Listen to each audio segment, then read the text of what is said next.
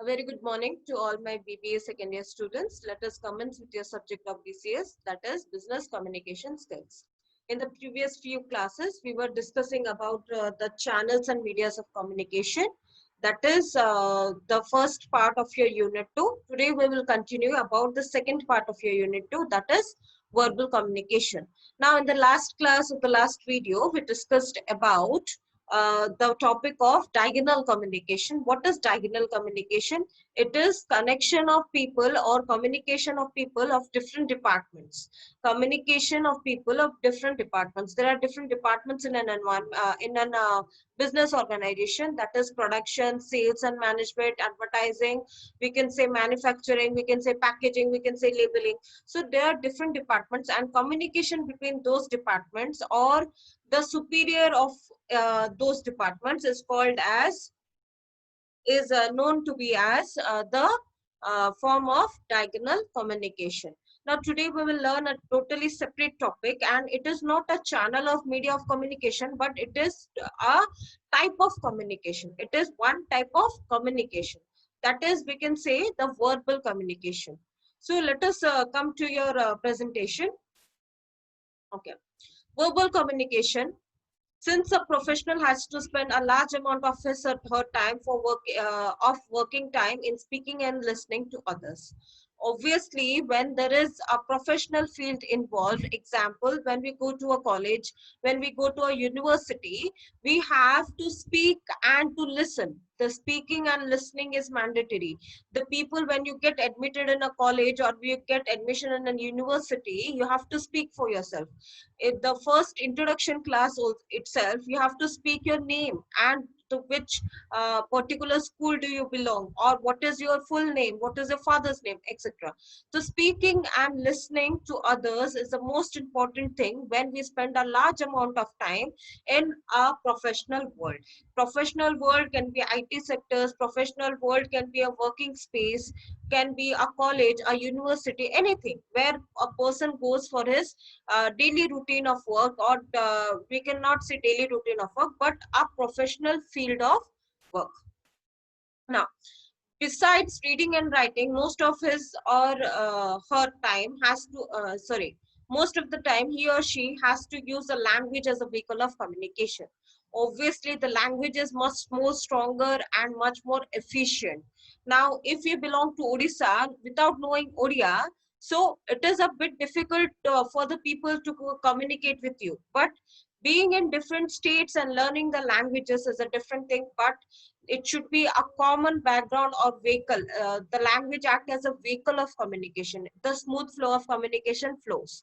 Why it is called as the vehicle of communication? Because the language is the only thing which is understood by both the parties, the speaker and the listener.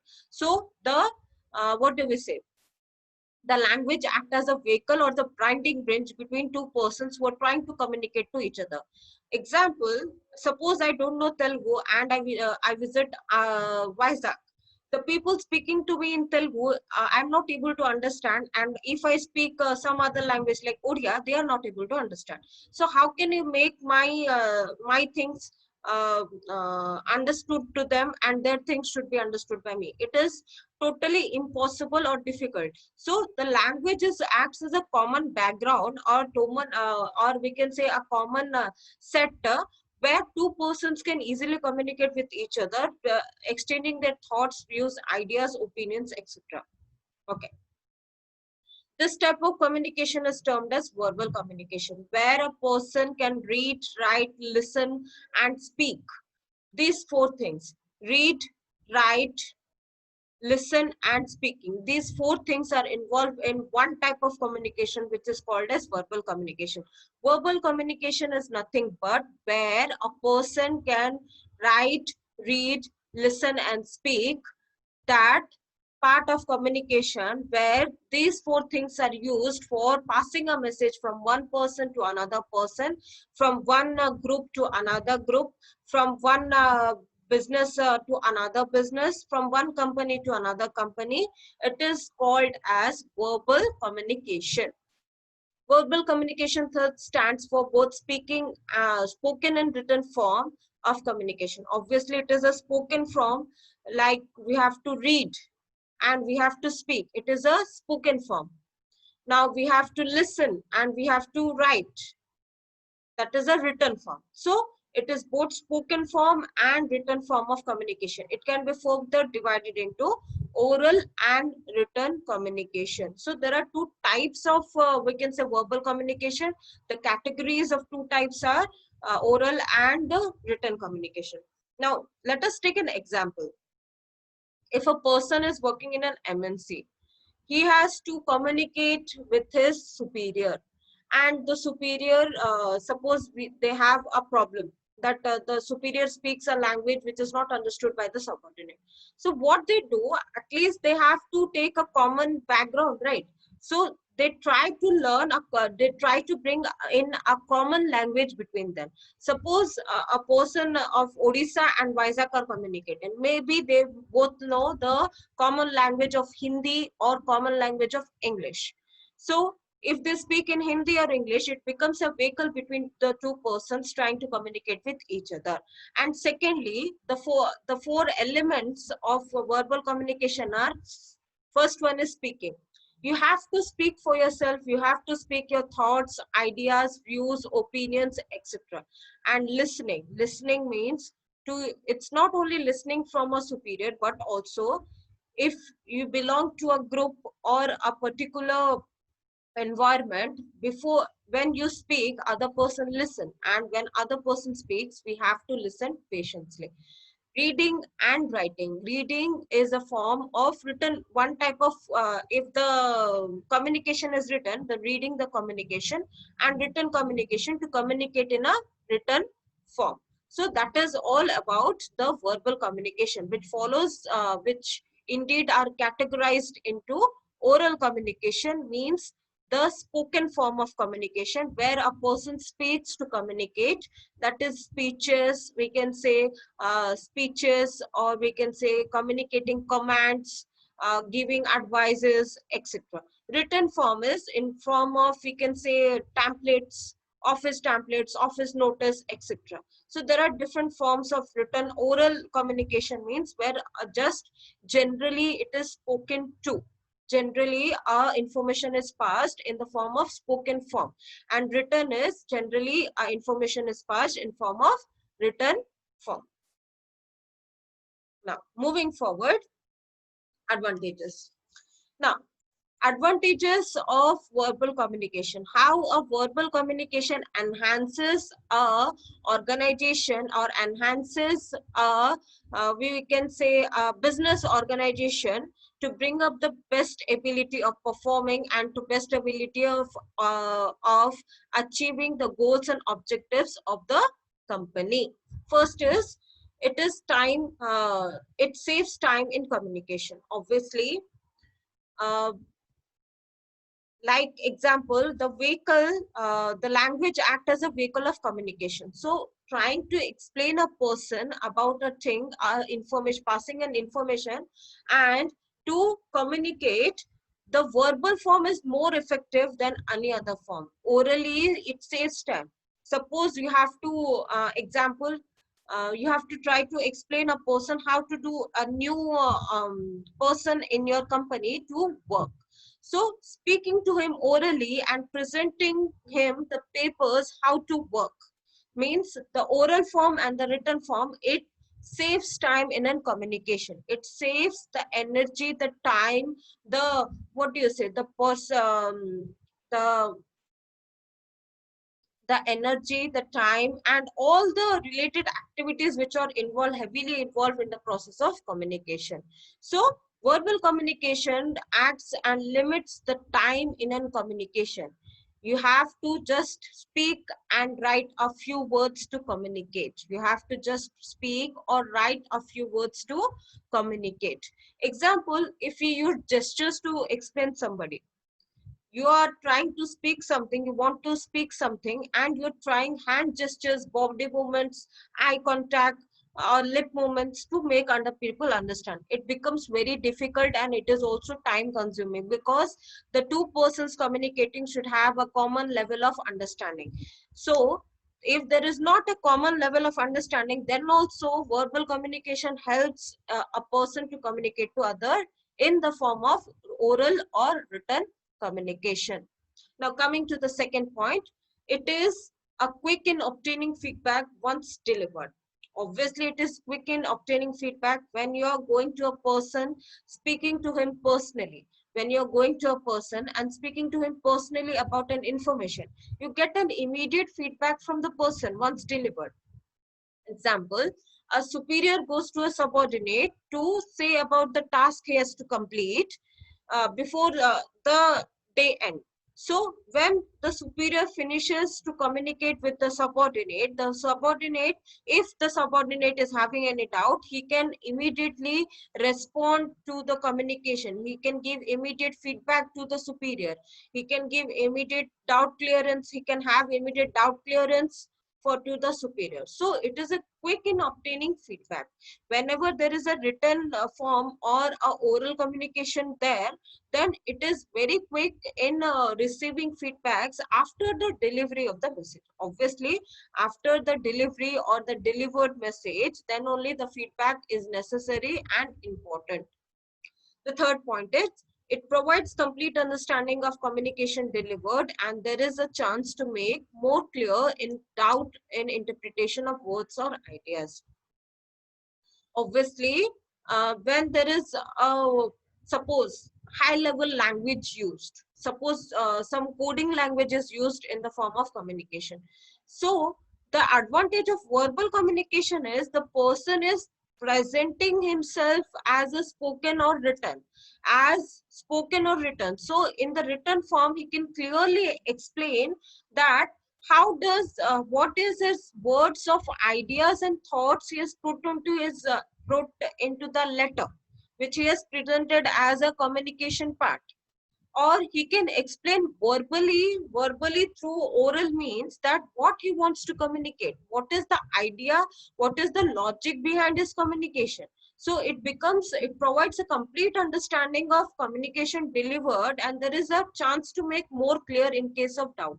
So if a person is writing something, written communication and oral communication, a person is writing something, so he can present his ideas and thoughts in the most simplest way possible.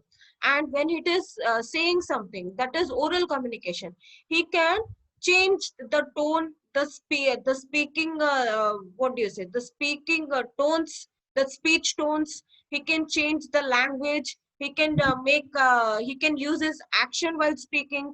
So these all the things make it more mutually understanding and completely understanding for a person to understand the verbal communication. Two persons trying to communicate through our verbal communication is understood in the forms of words or idea which is presented as a written form of communication or a oral form of communication. Next is, it brings an aspect of personal warmth and friendliness in a conversation. Obviously, when we personally orally communicate or in a written form we communicate, orally if you communicate, example, we communicate face to face with a person, then it brings a personal warmth, personal touch, and friendliness in a conversation. How does people with different backgrounds, different cultures, different what do you say, religions come together and work in an MNC? It is due to verbal communication. They try to interact with each other. They try to be friendly with each other. They share their problems. They share their ideas. They share their opinions, and it becomes a friendly environment both for the superior parties and the subordinate parties. And there can be also friendship between a superior and a subordinate, the members of different teams, etc. So these bring a homely environment or a friendly environment in a company, where if a company is providing a friendly environment, a homely environment, then there is an efficiency in the working of an employee. There is an improvement, there is an efficiency in the working of an employee. As we say, if the heart is happy, the mind is happy. So in the perspective of verbal communication, it brings a personal warmth and friendliness in a conversation, where It brings when we approach a person for oral communication or written communication. The approach of the verbal communication is very warmth, personal warmth and friendliness in a perspective of communication. Next is it is flexible and effective for all. It is flexible, obviously, if it is a universal written letter. Suppose universal written letter example, if I give of English, it is a universal language. So the letter, if it is written in English, the person belonging to Bengali, the person belonging to Odisha, the person Bengali, Odisha, we can say Tamil Nadu, we can say Kerala, every different type of people can understand because it is in a flexible form, because English is used and English is understood and used more oftenly in companies and MNCs. And effective for all, obviously, when you are approached personally in the form of oral or written communication, you are more effective, by the way, more get more affected in the part of communication. How? Because when a person comes to you and approach for a work or to pass the information from one person to another, he comes along with his mindset, his own words. So it becomes very effective and very easy to understand and grab the information from one person to another person. Next is, it is a cheaper way of communicating, hence is saves money. Why it is a cheaper way of communicating? Because the written communication through can be through mails, can be through letters. It does not cost much, and oral communication does not cost at all, because the oral communication is when it is spoken to, and speaking does not cost money, I guess. So it is a cheaper way of communicating, hence it saves money. Next point is, it is more expressive method of communication. Person can easily know to motive of communication. Now, it is very expressive. When you approach a person with a letter, the choice of words can express your feelings. The choice of words can express your feelings. And when you approach a person in a oral form, then the expression, the facial expression, the eye contact, the lip movement, the body posture can say very much about what you're trying to communicate, in which way you're trying to communicate, and how you're trying to communicate with the person you want to share the information with. Next point is, it brings together people living in different countries, a state, different continents with the help of verbal communication. Obviously, verbal communication is a platform where the persons from different countries, different states, different continents come together. Verbal, like written form of communication or oral form of communication, helps leave people connecting from different, what do you say, countries. Example we can say here is social media, Facebook. We can have friends from USA, we can have friends from Abu Dhabi, we can have friends from China. So there are different countries, and states means we have having friends who live in a different states, continents, etc. So we connect each other through a platform called social media, and it is a verbal form of communication. How? Because we post pictures, we write something on our social media pages, we post letters. So this is a form of verbal form of communication. Next point is, it is very authentic and accurate in nature. It is authentic and accurate because the point for which you are communicating is very authentic and accurate in nature. It should be very authentic and accurate in nature, because you exactly know what you want to communicate, and you exactly present the same thing accurately and very authentically. So it becomes very authentic and we can say accurate in nature. Next is, it has multiple channels and dimensions to communicate a message. Obviously, it has multiple channels like oral communication, like speeches, we can say public speaking, we can say debate competitions, we can say GD, like group discussions. And in the written, we can say email, we can say we can draft a letter, we can write a letter, we can post something like a block writing. So that all are the channels and dimensions of communicating a message. So verbal communication have various dimensions and also channels to communicate a message from one person to another person through oral or written forms.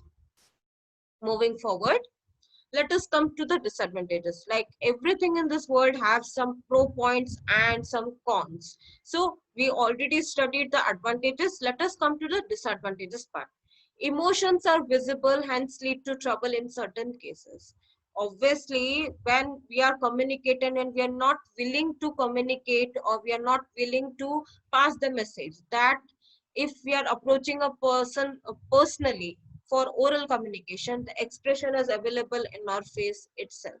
So sometimes it causes troubles in some cases, not all the cases, but some cases it finds troubles. It has no legal validity, which may lead to problem.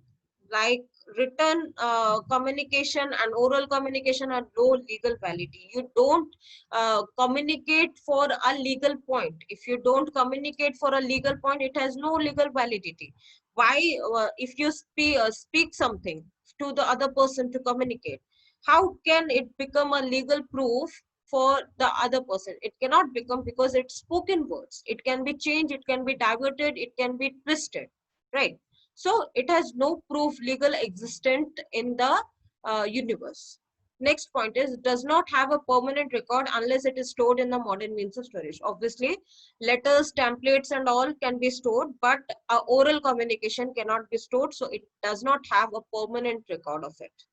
Next is, it has issues when communicating with distance people. Obviously, if you communicate through the channel of telephone, video conferences, and other communication channels, so it becomes very difficult for the connection. Suppose internet problem, suppose some other problem, suppose hearing problem, suppose we have some issues with the laptop, we have some issues with the phone. So these all provide with different problems with people living in distance places.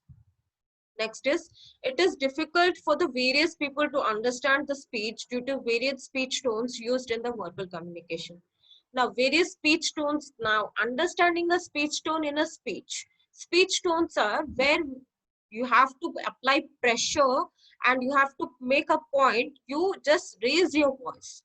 Raise your voice and lowering your voice. A person who does not understand the raise and the lower points of a speech, then it is waste to pass the information to that person, because he is not able to understand what you're trying to communicate.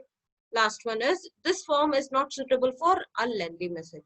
Short messages, like one page of messages, one paragraph, that is enough for a verbal communication. But lengthy messages, legal documents, other documents is not appropriate thing to do in a verbal communication. So this is all about verbal communication, how it is used in an organization, what are the advantages and disadvantages of verbal communication. So that's all for today. Today's class. We'll continue with the next class in the next video. Thank you, one and all.